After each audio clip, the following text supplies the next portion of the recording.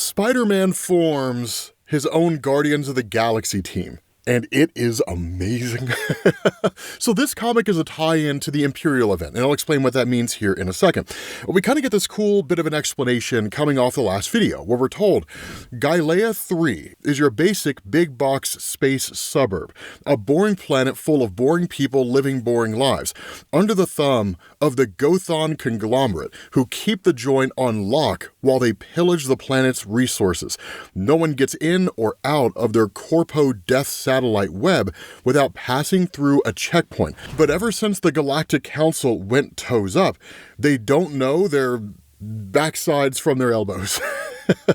We'll fly in, all law-abiding like, I'll sweet-talk the border jerks because I speak money. Our bribe will crush Gothon wages, so they'll wave us through fat and happy, and we'll deliver our cargo simple and quiet. And in that moment, a guy just goes crashing into a wall, and Rocket Raccoon is just shooting up the joint. And Spider-Man's like, simple and quiet, Rocket, was that your idea? And Rocket's like, I really should never have pitched a bribe. I like keeping money more than giving it away to idiots, but that's on me. And he says, these are not the usual Gothon hires, right? I don't know who they are, but they fall down really, really good. And that's where Peter is just kind of like, look, don't get mad, but like, are those the non-lethal rounds? And Rocket Raccoon goes all like Thor, right? Where he's just like, yes, of course. Of course, of course. They're non-lethal rounds. Like, 100% they're non-lethal rounds. He puts like an asterisk. He literally says asterisk. And Peter's just like, there's no asterisk in non-lethal, right? And that's where Rocket's just like, I mean, what if a guy's allergic to stun rounds or has a janky pacemaker or just faints because of all the excitement and his spleen falls out, right? That's not my fault. Right? It's his fault, right? It's their fault. And it's kind of hilarious. So what's going on here and kind of how this ties into the Imperial event? It doesn't really tie in directly. It just kind of takes place during Imperial. For those of you guys who aren't following that, we do have a playlist for it. I'll link it down in the description. The Imperial event is essentially just the collapse of ordered governance across the universe. That the Galactic Council, the Imperial Council, is essentially a coming together of the various leaders of the different empires that exist across the universe. And someone's basically been killing all the leaders. And of course, while that event is still unfolding, even in the here and now, it has in a lot of ways left the universe a somewhat lawless place. So it really just kind of comes down to various areas to kind of maintain their own law and order as best they can. And so what this does is this transitions to a few days ago. And a little bit of catch up based on the last video that we did. Basically, you had Zonto. And while we did explain him in the previous video, the long and short of Zonto is that he's just a guy that prizes scientific exploration above all else, and even above the value of life itself. So he'll do whatever he needs to do in order to further scientific progress for himself and to understand whatever it is that he's studying. Peter Parker ended up figuring this out when Peter Parker was kind of picked up by Zonto after he was exiled from Earth. The last video kind of explains all of that. But the important thing is that Zonto had a whole bunch of people held captive, one of which was Rocket Raccoon. So when Peter freed all of these guys, Rocket Raccoon's initial response is like, so we need to kill this guy, right? Like, we need to kill him right now. Because as you guys know, Rocket hates being experimented on. That was his entire life. So when somebody snatches up this adorable little critter and starts experimenting on him, it pisses him off to no end. And so where Rocket is just kind of like going on this tear, the response to Zonto is, listen to your evolved betters, Procyon loser, which is probably one of the coolest insults that I think I've ever heard, which pisses off Rocket even further. And Zonto's just like such thin skin, right? It's clever wordplay for the biologically inclined. And so Rocket just kind of looks at everybody and it's just like, I know you're from a cushy society with laws that give the illusion of justice for all, but this isn't there. That sick flark kidnapped and experimented on us. That's a trigger for me in case you forgot. And everyone here knows you do not keep a guy like that in the ship. You kick him out of the airlock. And so at that point, somebody speaks up and she says, I am Raelith of the Wretched. Now, one thing to know, she is a new character here, right? We've never really seen her before in Marvel Comics. So what you're seeing here is basically her introduction. And she says, "Forgive me, I have not used my voice in some time. I believe that the little human is right," of course referring to Peter Parker. And she says, "We are not animals. We are highly evolved beings of intelligence and imagination." And Peter's just like, finally, right, some sense. Like, we can come up with an alternative to murder. And so Raylath is just like, death is too compassionate for Dr. Starblood.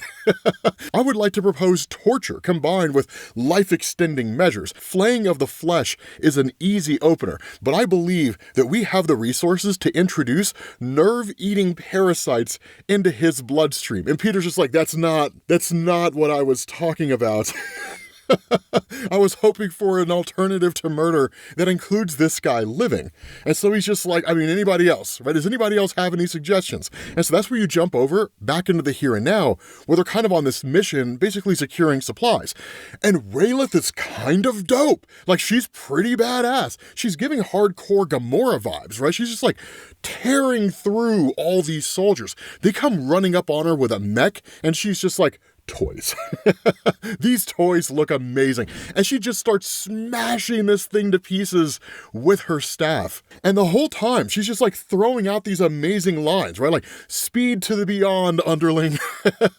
It's awesome. I love her character. And so Peter just like shows up here, right? And he's like, okay, Raylath, a few notes, right? Good job dispatching the bad guys, but that finishing move looked permanent. And she just kind of studies him for a second, and she's like, you're displeased. And like, this dude is just like, she just tried to kill me. And then Raylath just like sends this guy flying into a wall, right? The whole time that happens, she's just like, you regret allowing me the privilege of joining this party. And Peter's just like, no, right? You're doing great. I'm just making sure that no one like dies. And so Raylath is like, you think I should die? And Peter's just like, why would you say that? So this girl has all kinds of problems.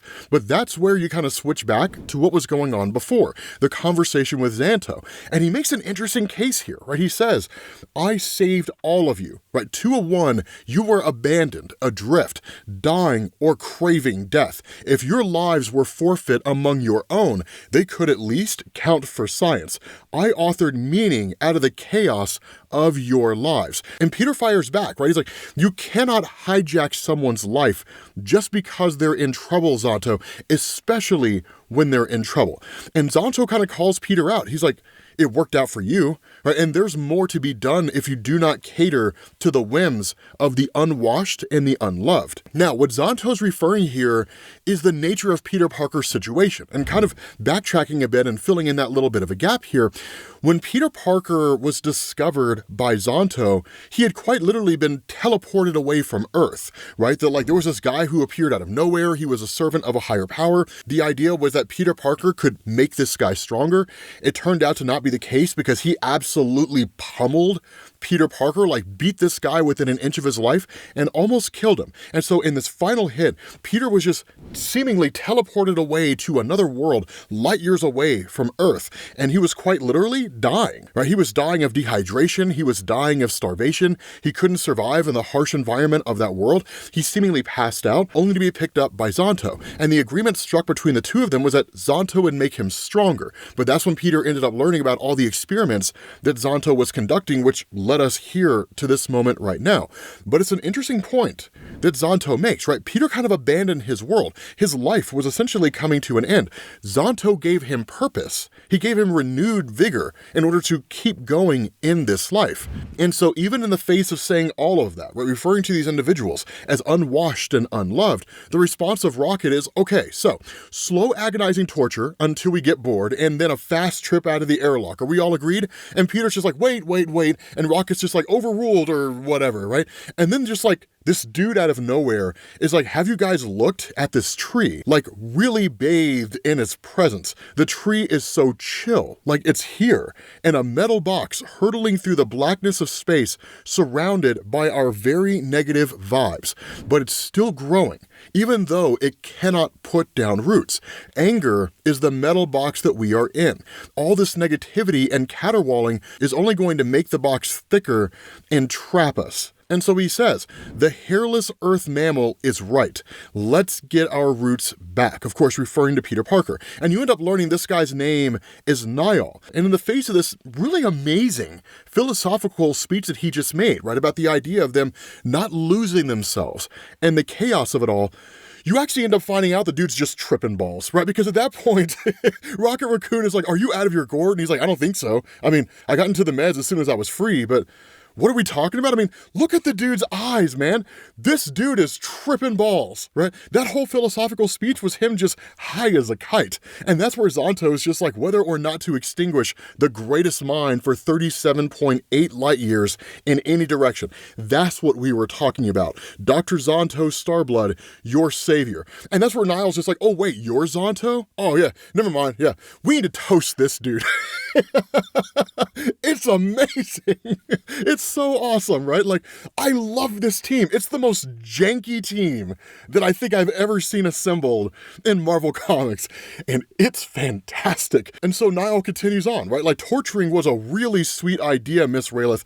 I'm just like impatient. And Raylith is like, thank you for the acknowledgement, Niall, I really appreciate that. And so you kind of switch back to the here and now, because Peter looks so defeated. I mean, look at him, he just looks so defeated. So in the here and now, right, you have Niall who's just like watching everything unfold. And he says, nice work with the violence, everybody, but we should wrap this up and make our delivery before, like, you know, bad stuff happens. And that's where you find out that, like, Zonto's here with everybody, right? And he's like, the Cretan is correct, right? We should have stayed with subterfuge. These are not simple port guards. Perhaps if you loosen the death belt that I have around my waist, I can be of greater assistance. But Rocket calls that immediately, right? He was like, just make with the punchy and keep your opinions to yourself. And he's like, otherwise, I'm gonna detonate this thing and it's gonna blow your balls to kingdom come. Right? And he's like, it won't kill you, but I promise you, you will wish that you were dead. And so once all these port guards are essentially defeated, that's where Peter is just kind of like, all right, like, it feels like this would be a good time to get our precious cargo to the planet's surface. Correct? And Rocket's just like, or another good idea, right? The warehouse where they stole all the contraband is right there. Because as you guys know, Rocket is nothing if not an opportunist. So sure, in the middle of this kind of mercy mission where they're dropping off these supplies to a planet that absolutely needs them, why not raid the warehouse where this clearly corrupt corporation is stockpiling arms and armament? Because, you know, what kind of guns could you find there? I mean, it'd be kind of cool, right? But that's where, like, Nalo interrupts them, right? And it's just like, so sorry to interrupt, but something's heading your way. And then we find out it's Black Dwarf. Now, those of you guys who have seen Infinity War and Endgame and the Marvel Cinematic Universe, you know him as Cull Obsidian. There's obvious reasons why Marvel and Disney did not name a character Black Dwarf, right? They never would have heard the end of it. But Black Dwarf shows up here and says, I am trying to build order in a world torn asunder by war and chaos, yet my acolytes are felled by trash. Truly, this world requires a culling if it is to thrive. Surrender or know a pain written of only in the forbidden songs of the Shi'ar, which is probably one of the coldest opening lines that I think I've ever heard. And there's a reason why everybody's just kind of like, holy cow. They're like, is that one of the Black Order? And it's no small thing, right? When a disciple of Thanos shows up here, it gets people's attention. Now, having said that, this dude is not indestructible. Do you guys remember in Jonathan Hickman's Avengers and New Avengers when the Cull Obsidian was first introduced, they showed up on Earth, Black Dwarf launched an assault against Wakanda, and Black Panther absolutely humbled this guy. It was amazing. Dude, this guy's forces got wrecked, and it wasn't even close. This dude was forced to retreat, right? Like, he just like showed up in Wakanda, right? It was like a tie-in comic. I think it was a Black Panther tie-in comic, but it was a tie-in comic to what was going on with Avengers and New Avengers at the time. And this like shows up in Wakanda, and it's just like, I claim this place in the name of Thanos. And Black Panther's just like, let me tell you something, son, I am in the business of whooping ass, and business is good. And like Black Panther crushes this guy. It was amazing. Like, Thanos banished him from the Black Order because of the fact that he failed so disastrously. Now, truthfully, he was eventually killed. And so those of you guys who are familiar with that are probably asking the question, how in the world did he come back? That took place during Avengers No Surrender, which I don't think we covered, but basically it was a battle with like the Grandmaster and the Challenger. Essentially, some villains that had existed out there and had been destroyed were resurrected from the dead. And then they were basically made to fight on one side or the other. It is a story worth covering. We should probably go ahead and cover it. Let me know down in the comments if you think we should. But still, right, the arrival of Black Dwarf actually kind of forces the surrender or drives the surrender of most everybody here, because Rayleigh immediately kneels and says, Black Dwarf, forgive the intrusion of this wretched one. Zonto just says, get me out of these explosive pants and I'll do anything you want. And I mean anything, big man. And even Rocket is just like, I'm also open to negotiation. I hardly know these people. And so Black Dwarf, hearing all of this, is just like, you know your place. That's great. And he says, the weak live only due to the mercy of the strong. And so at that point, you jump back again, right? And in this whole discussion about what to do with Zonto, Peter Parker chimes in and he says, so that's it, right? We just kill him because we don't really have anything better to offer, because that sounds a lot like we're just the lab animals that he thinks we are, right? Zonto is a monster. We are all agreed on that. Nothing will make up for what he's done to you, but there can be justice without torture or capital punishment. And Rocket is just like, the council fell, right? It's war across the galaxy, across galaxies, the whole universe. The only justice that we're going to see is the one that we make. And Peter says, justice is a reflection of who is in power. And that's us right now, right? All of us. What does our justice look like? Is it an eye for an eye, vengeance, pain and death, or mercy? The opportunity to set things right, a new beginning for everyone in this room, even those of us who aren't sure that we deserve it. And where you would expect some kind of witty retort, right? Where everybody's just kind of like, no, we're going to go ahead and kill the guy. You actually get a great dialogue here, because Rocket fires back and he says, you talk pretty, kid, and I hear you. I really do. But I know guys like this. The second we let our guard down, it's all the knives in all the backs. And Peter just says, then I guess I'll have to keep my guard up as long as it takes. And that's where the quiet part is said out loud, where Rayleigh asks the question, does that mean that you are our leader? And before Peter gets a chance to answer, he's basically spit in the eye by Symbie, right? A little baby symbiote. Now, we don't know where Symbie comes from. He's just here. He's like the most adorable little symbiote ever. So I guess like a symbiote version of Jeff the Land Shark. Even though Jeff the Land Shark did at one point have a symbiote, it's adorable and it's cool. But you kind of jump back to this moment right now when Peter goes against Black Dwarf when no one else will. Now, under any normal circumstance, Peter would get dominated, but lest we forget, he has a new suit, a suit that is basically built on phalanx technology. So in effect, it's a cyborg suit, blending technology with organics, right?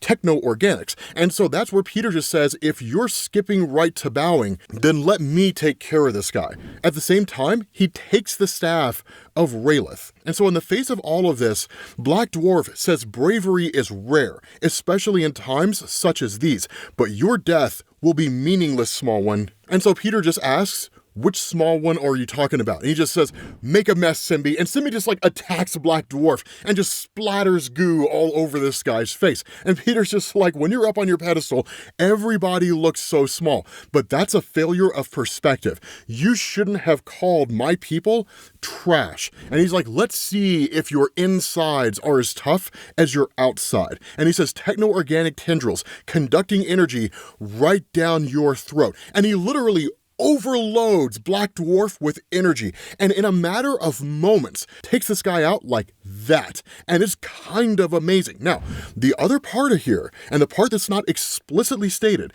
but contextually, this is the reason why Peter fought Black Dwarf, is because Peter has to get stronger. And so under any normal circumstance, he probably would have said, hey, look, I'm not really one for being a coward and running away, but this is a fight that we don't want to pick. This is a fight that we don't want to engage in.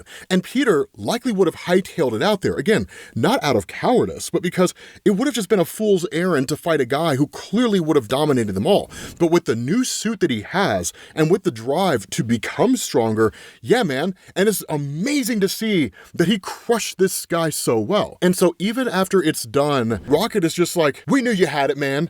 We knew you had it. That's why we didn't get involved. We knew that you were going to be the one to take it. And so there was no reason for us to get involved.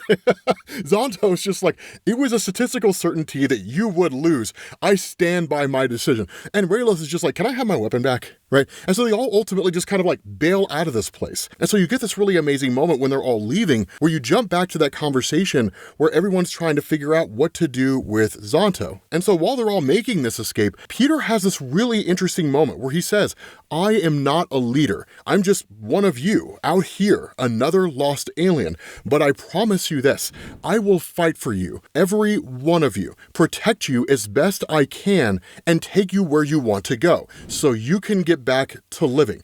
That's the justice that you deserve. Freedom to live the life that you want without fear that someone can just take everything away from you. And so once the cargo's delivered, right, and they're back on the ship, Rocket asks the question. He says, so how's this going to work? Right, do-gooding across the universe until Zonto or Black Dwarf or some other monstrosity kills us?